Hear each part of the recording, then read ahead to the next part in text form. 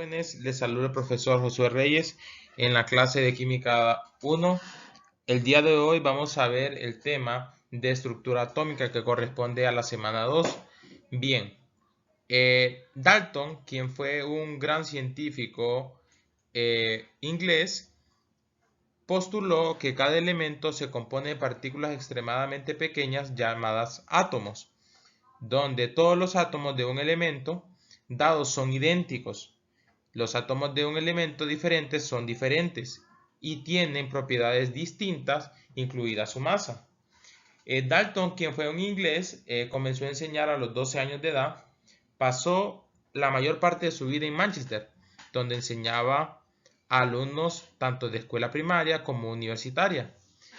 Su interés toda la vida por la meteorología lo llevó a estudiar los gases y luego la química, llevándolo finalmente a la teoría atómica, que hoy en día sigue siendo muy relevante y muy importante para la ciencia. Bien, también postuló un tercer que menciona que los átomos de un elemento no se transforman en átomos diferentes durante las reacciones químicas. Los átomos no se crean ni se destruyen en las reacciones químicas. Y número 4, cuando se combinan átomos de más de un elemento, se forman compuestos. Un compuesto dado siempre tiene el mismo número. Entonces, este tipo de aspectos que postuló Dalton nos indican que cada elemento tiene sus propios átomos y que todo elemento está formado por partículas elementales llamadas átomos, valga la redundancia, que hoy en día también se le derivan otras, como en la figura 2.2, que nos dice que los protones y los neutrones residen juntos en el núcleo del átomo, que como propuso Rutherford en su modelo, que es el que observamos ahora mismo en la parte derecha, es extremadamente pequeño. Prácticamente todo el volumen de un átomo es el espacio en el que residen los electrones. Los electrones son aquellos que están en continuo movimiento alrededor del núcleo en su densidad electrónica. Los electrones son atraídos hacia los protones del núcleo por la fuerza que existe entre partículas con carga eléctrica opuesta. Eso se le llama fuerza electrostática. Similar a cuando nosotros tenemos un pequeño rozón con una persona que está cargada eléctricamente, si está cargado con partículas idénticas se repele y si está con partículas diferentes se atraen.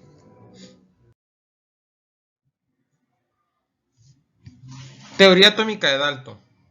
Cada elemento está formado por partículas extremadamente pequeñas llamadas átomos. Un átomo del elemento oxígeno, un átomo del elemento nitrógeno. Todos los átomos de un elemento son idénticos entre sí, pero los átomos de un elemento son diferentes a los átomos de otros elementos. Por ejemplo, vemos el oxígeno que está representado con una esfera de color rojo. En cambio, el nitrógeno con una esfera de color azul. Cada una de ellas es diferente. Los átomos de un elemento no se pueden transformar en átomos de otros elementos mediante las reacciones químicas. Los átomos no se crean ni se destruyen en reacciones químicas. Por ello, el oxígeno mantiene su forma en la esfera de color rojo y el nitrógeno en color azul. Los compuestos se forman cuando los átomos de más de un elemento se combinan. Un compuesto dado siempre tiene el mismo número relativo y tipo de átomos. Por ejemplo, la unión entre nitrógeno más oxígeno da como resultado el óxido de nitrógeno. Entonces, el óxido de nitrógeno, que pasó de ser la suma de dos elementos a un compuesto. El descubrimiento de la estructura atómica. El átomo se compone de piezas todavía más pequeñas llamadas partículas subatómicas. Los experimentos de J.J. Thomson con tubos de rayos catódicos mostraron que todos los átomos contienen pequeñas partículas subatómicas cargadas de forma negativa llamadas electrones y algunas con carga positiva llamadas protones.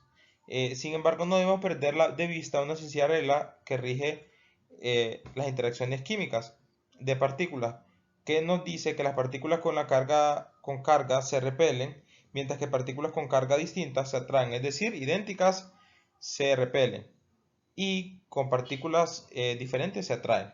Por ejemplo, la figura 2.3 en el inciso A nos dice que un tubo de rayos catódicos donde los electrones se desplazan del electrodo negativo al electrodo positivo, es decir, se va a mover del negativo hacia el positivo. Y en la fotografía del inciso B de un tubo de rayos catódicos que contiene una pantalla fluorescente para mostrar la trayectoria de los rayos. La presencia de un imán desvía la trayectoria de los rayos catódicos. Por ello, vemos una pequeña curva y no se ve de forma lineal el movimiento de las partículas negativas hacia las positivas, sino que en el inciso C vemos una variación. ¿Por qué? Porque hay un desvío por los campos magnéticos. Bien, basado en resultados, Rutherford propuso el modelo nuclear del átomo en la figura 2.2 que se observó anteriormente. Si notamos la figura 2.4, que es algunos modelos atómicos del pudín de pasas de J.J. Thomson, él imaginaba en los pequeños electrones incrustados en el átomo como pasas en pudín o como semillas en una sandía. Ernest Rutherford demostró que este modelo era erróneo, ya que las partículas negativas no se encuentran revueltas con las otras partículas, sino que tienen un campo donde se deben mover, en el cual tiene su diferente órbita, ¿bien? Y que tiene un sentido en el cual se va a mover. En la figura 2.5, el modelo de Rutherford, que emplea la dispersión de partículas, la laminilla de oro, unos cuantos miles de átomos de espesor.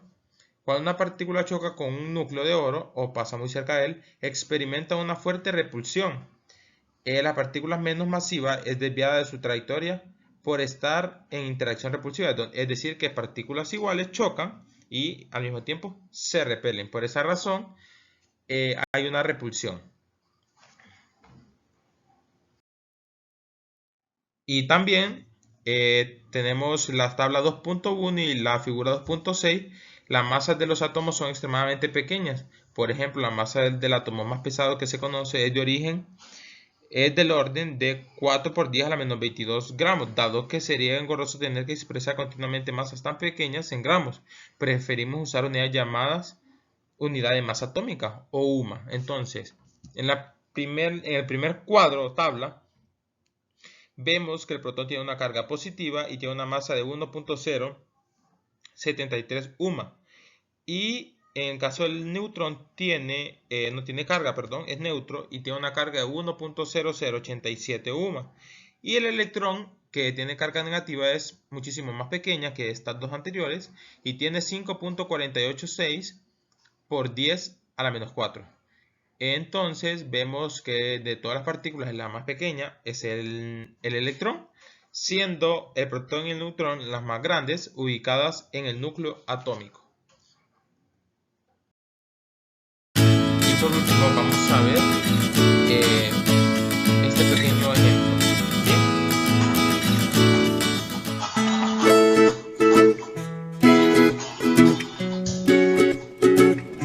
Hola chicos, ¿qué tal?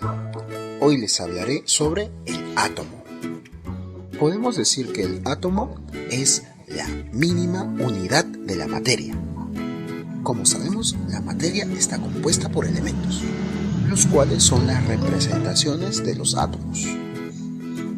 ¿Y qué encontramos en los átomos? Pues encontramos a las partículas subatómicas. Como podemos ver en el modelo atómico que les muestro, esta consiste en un núcleo rodeado de una nube electrónica. En la nube electrónica es en donde encontramos a los electrones.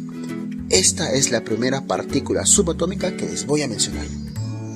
Los electrones se encuentran alrededor de ese núcleo y presentan una carga negativa. La masa de esta partícula subatómica es muy insignificante comparado con el núcleo. Y ahora me dirás, ¿y en el núcleo qué hay? En el núcleo encontramos a los protones y a los neutrones. Los protones son partículas subatómicas de carga positiva y los neutrones son partículas subatómicas de carga neutra. O en pocas palabras, no tienen carga. estas dos partículas subatómicas son las que aportan la masa en un átomo, ya que, como les mencioné, la masa de un electrón es muy insignificante comparada con la masa de estas dos partículas subatómicas que se encuentran en el núcleo. Bien, ya sabemos que el átomo contiene protones y neutrones en su núcleo y electrones a su alrededor. Estos átomos se representan mediante símbolos. Voy a representar a un elemento en general por la letra E. Sin embargo, cabe mencionar que cada elemento químico tiene su propio símbolo. Muy bien. Ahora vamos a ubicar a las partículas subatómicas que nos interesan para poder saber la masa de este núcleo. En la parte inferior izquierda colocamos el número de protones, el cual se representa mediante una Z. En la parte inferior derecha colocamos el número de neutrones que hay en ese elemento. Y en la parte superior izquierda colocamos el número de masa. Ahora, como les mencioné, la masa la aporta principalmente los protones y los neutrones. Entonces, si yo quisiera calcular el número de masa, ¿qué debería hacer? Pues la respuesta es sencilla. Solo debería sumar el número de protones más el número de neutrones. Aquí tenemos nuestra primera fórmula. Esta nos ayudará a resolver una gran cantidad de ejercicios. Bien, como les mencioné, el átomo tiene partículas con carga positiva, partículas con carga negativa y partículas con carga neutra. Ahora yo les pregunto, si los átomos tienen electrones, ¿por qué yo al tocar la materia no me electrocuto? Pues la respuesta es sencilla. Los átomos están neutralizados. Es decir, las cargas positivas y negativas se contrarrestan. Por lo tanto, el número de protones va a tener que ser igual al número de electrones en un átomo neutro. Sin embargo, puede darse el caso que este elemento tenga una carga. Es ahí donde nace la clasificación de los elementos en aniones y cationes.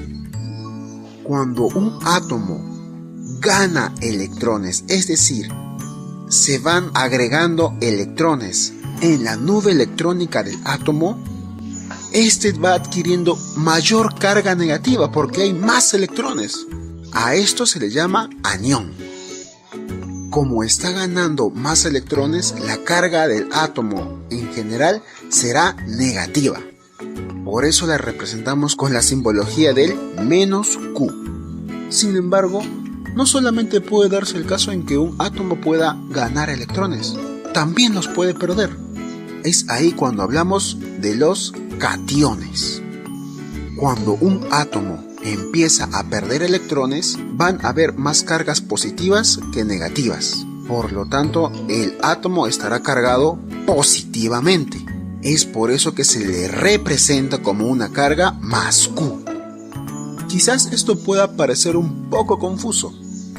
Cuando hablamos de aniones, nos referimos a que gana electrones. Sin embargo, aunque gana electrones, se le representa con una carga negativa. Y a los cationes que pierden se representan mediante cargas positivas. Pero solo es cuestión de razonarlo. Como les mencioné, si un átomo gana electrones, está ganando más cargas negativas, provocando que la carga final del átomo que está ganando electrones sea negativo. Con los cationes ocurre lo mismo. Están perdiendo electrones y al perder electrones van a haber más cargas positivas que negativas, así que en general el átomo tendrá carga positiva. Y así de sencillo es.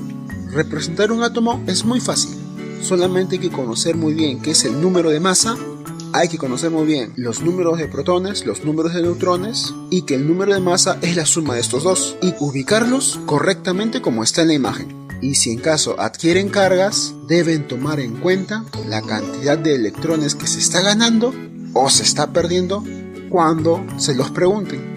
Porque hay preguntas clásicas en las cuales te dan un átomo con un número de protones determinado y te piden el número de electrones, diciéndote que está cargado. Como les mencioné, el número de protones debería ser igual al número de electrones en un átomo neutro, pero cuando está cargado, debes de tenerlo en cuenta para hallar el número de electrones que va a haber en ese elemento. Espero haberte ayudado y si tienes alguna pregunta, deja tu comentario, que te responderé. No olvides compartir el video con alguien que lo necesite. Te mando un gran saludo. Hasta pronto. Espero les haya agradado el video. Bendiciones.